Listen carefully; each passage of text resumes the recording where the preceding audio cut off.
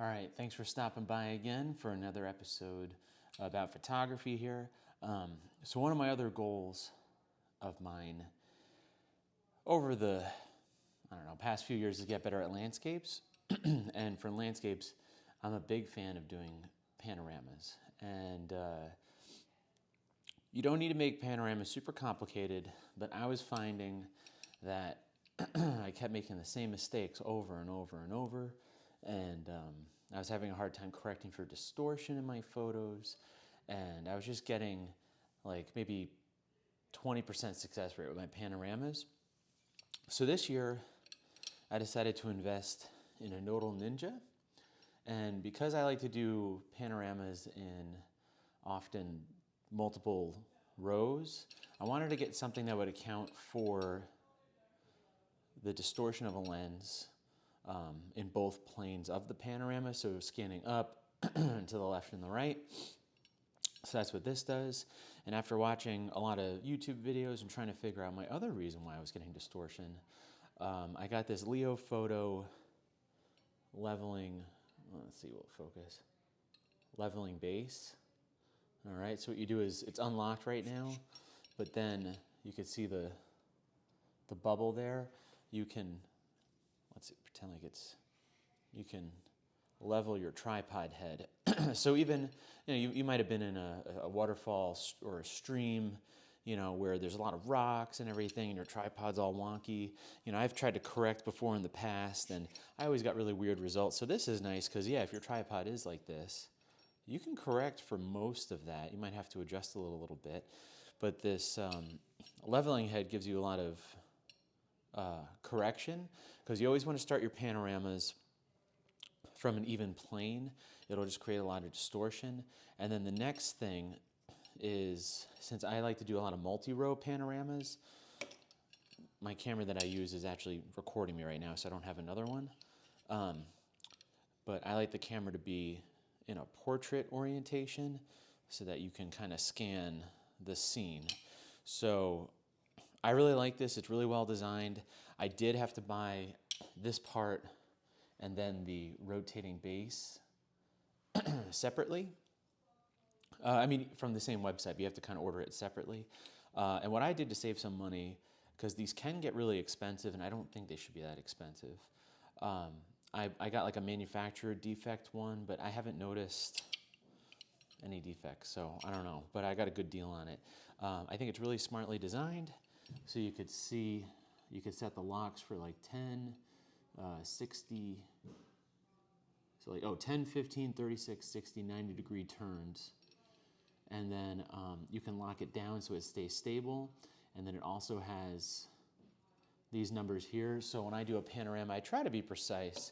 I still fail from time to time, because sometimes I experiment with these really wide like scenes and it just doesn't always work out, but it's probably a me thing. But I like knowing how far I go each direction, because I've made that mistake before. You go too far to the right maybe in your scene, you didn't capture enough of your left. So at least now I know, okay, I'm going from 280 degrees to 180 degrees. That's my excursion for the turns. So not that I'm in a rush, but what I like to do, I have this set for every 10 degrees.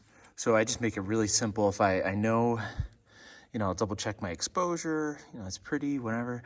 And then what I'll do is I'll just kind of, when I'm doing these multi-rows, I'll just keep my eye on the exposure, make sure it's the same. But I know 10 degrees for this situation. And I'm doing a -1, so I'm underexposing it. But again, it's HDR, so you have way more dynamic range than you usually would, even with a camera. Like, I know people complain about the R5, but it's got great dynamic range, especially compared to what I'm used to shooting with, like the 5D Mark II. So I think we're getting a little snooty as photographers, but I like this little panorama setup. And then sometimes I don't even use all the rows. Sometimes I just say like, oh, I like the top row of this panorama, because I'm shooting it pretty wide.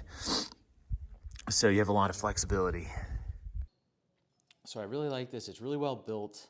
I shot this in Moab, And one of the scenes I was shooting was in really, really high winds, like 40 miles an hour. And this held up really well, and it holds my camera very easily. To get my camera in portrait orientation, I usually set it up like that. So your camera's like this, you know, pointing whichever way.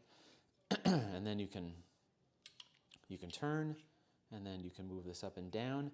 It's really solidly built. It's really easy to adjust and customize. So I like to keep a camera cage on my camera. So the way this is designed, this is really smart. It has these little feet so that when your camera does attach, if it slips a little bit, these feet will stop it, but you can adjust how high these go. So you don't have to get super crazy with your panoramas, but I have noticed a much higher success rate with this versus handheld.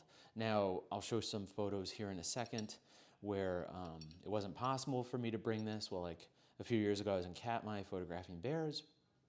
I didn't own it, but I probably wouldn't have brought it because I was only allowed a certain amount of weight to take with me to Katmai. So for something like that, I might ditch it. But for something like car side shooting, even hiking, this was pretty easy to hike with. It only weighs maybe a few pounds altogether. But I found it really easy to hike with, and we hiked a few miles back and forth in Moab. I photographed delicate arch with this. So this will hold my 70 to 200 EF, so the heavy old one, very easily. So I'm very impressed with the build quality of this. And if you haven't done a lot of panoramas, when you're shooting at like 70 or 50, even 200 millimeters, you want something really sturdy to keep your mountains or your, you know, whatever you're photographing, you want to keep the proportions of those the same instead of that wide angle. This will hold a telephoto lens, and now with the new RF lenses, they're so light, this would easily do it. So this also has the nadir correction, which I haven't really figured out how to use exactly, but I have noticed that the really big advantage of this, where I was getting a lot of issues, was with parallax. You can bring your camera out here so your lens will sit over the point of rotation, and it really takes out a lot of the parallax distortion that you get normally if you were to mount your camera in the middle and then your lens is way out here. So that's where my success rate increased a lot. Now there are other strategies. I have had people, you could take this top part off and you can use just this as like a really long extension to kind of correct for parallax, but because I like to often do multiple row panoramas, I like this, you know, second or third axis availability here. So I'm really impressed with it so far. It's something I've been wanting for a while, and this Christmas I decided to treat myself. But again, you could save some money by looking at the equipment and the specifications for everything, because some of them will hold like 30 pounds. But, you know, if you only have a mirrorless camera and some light lenses, you don't need that heavy-duty one. So I don't know if I would use this for like a big telephoto lens for like shooting birds, but I don't do a lot of tripod work with that anyway, especially around bears. I really try to stay mobile and not too stuck to one spot. But I just want to do a little review. I'm really impressed with this, and I'm really impressed with Leo Photo, the tripod head. I had never used this company's products before, but it's super well built, and I'm really impressed with the quality of everything. My only difficulty with this is locking and unlocking it. It could be kind of hard to unlock it, especially when it's cold, you know, and you can't get a good grip. So what I did, or what I typically do, is I put like a little O-ring here so it grips the tripod better, and that gives me a little bit more leverage when I use this. So I'm going to put up some panoramas and show you what I've taken with this, and I'm going to hopefully do some more in the future. Thanks for stopping by.